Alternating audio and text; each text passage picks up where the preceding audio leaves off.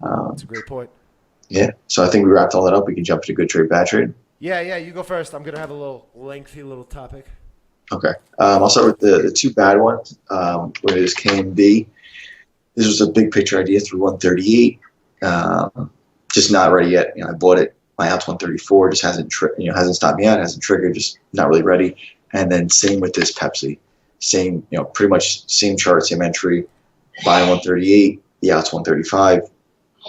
Tickled it, didn't go. So both trades didn't fail yet. They just didn't break out. They just need some time. I'll still be adding into both of those.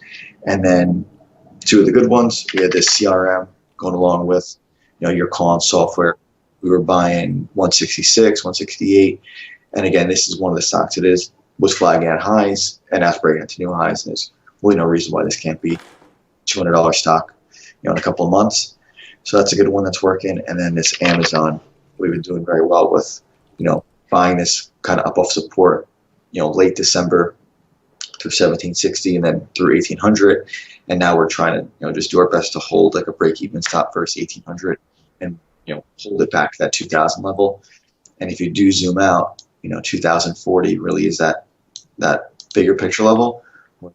In a few months, we get back up there. There's no reason why we won't be looking to buy that level. So for now, just kind of continue to pick up stock and hold it for, a much bigger move through that 2000 level. Yeah, by the time Amazon gets that 2040, that's gonna be such an A plus level. If you have stock from down here, and Yeah. you can hold it, it's like definitely want to put in a great effort to hold that stock for that level because it. I mean, I'll be buying that 2040, no question. Yeah. And they gave us they made it after that little 3-day pullback from 1900. They made it like very easy so far to hold with like very defined out. So we've been very lucky with this one so far. So They've hopefully been we can nice, good, good really on can. them. Yeah. What about you? All right, so I finally got out of Yeti Friday. It ended up being the right move, but I want to go through the whole trade because I traded it pretty well. I made one mistake. I'll go over it though. So Yeti falls into something that looks to me like an A plus chart, where it's been coiling its pretty much entire career. It's a hot recent IPO name. I live in Denver now. I go to REI. There's these huge Yeti cooler stands. So when I see things like that, it's similar to like the Peloton movement we're seeing now. This is just hot name, amazing chart. So, and what I did well with this was buying it off support versus earlier in the year. I've had setups where I love where I'm buying them through resistance. They had to work right now, things like that. So, that's the one thing I did well with this name. So I'll go through the execution. So this day was the day it got a big Goldman upgrade, gapped up, went after the level. A lot of people bought it. Something I did well was like, all right, if it goes this day, I'll be patient. And so it didn't go that day. Gave me a nice little pattern on the daily to get in. See this little inside day, 31.50 here. I bought above it right here, 31.55. Gave it a buck. That's where I bought my first 6,000 there. So I'm risking 6K right now. But I'm looking for the big break of this. I want to sell this at 40. So then I get the powerful move the next day, so I can go to a full position. I can go buy an extra 4K, so I get 10K shares. My average price is now like 31.60 ish. I'm giving it a buck, so now I'm risking a full 10K in the trade. So now, but I'm giving it to support, so I don't have to have it. I don't have to have it work tomorrow.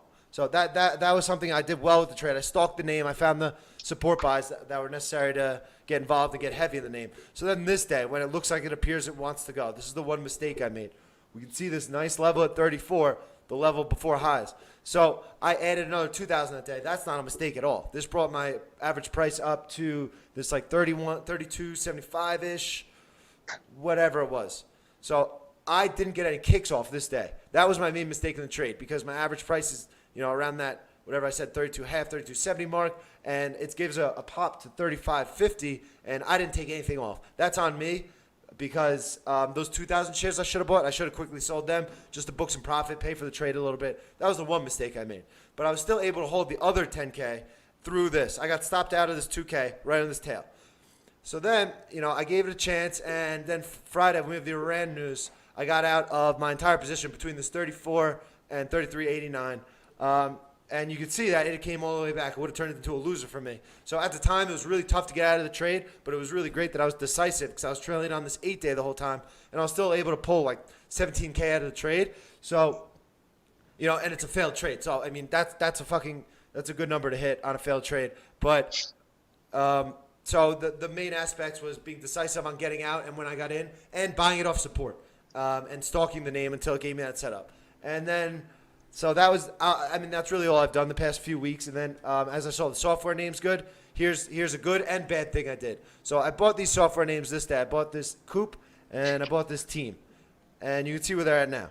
So I'll talk about Coop though. So then we had the Iran news Friday, and I scared myself out of stock. I got out of like 75% of my position, break even, just because out of fear I was taking risk off. But these names were exploding out of the gate. There's nothing telling me that I should be getting out of these stocks. So now I have a very small position. It's a nice winner. The trade's going well and all that. But I'm mad at myself because I let my biases depict my executions. I was like, oh, the market. I was convincing myself the market needed an excuse to sell off. That was the real issue. And then when it wants to make the big move, and yesterday with this team, I got out of this team fully on this inside day right here. And then we had some technical difficulties off the open yesterday. Whatever, didn't buy it back. So I'm still in this Coop a little bit, but I don't have as much as I should have it all. I should be killing this trade, but it's only a small winner because I let my biases depict my executions. And that was really the main mistake I made.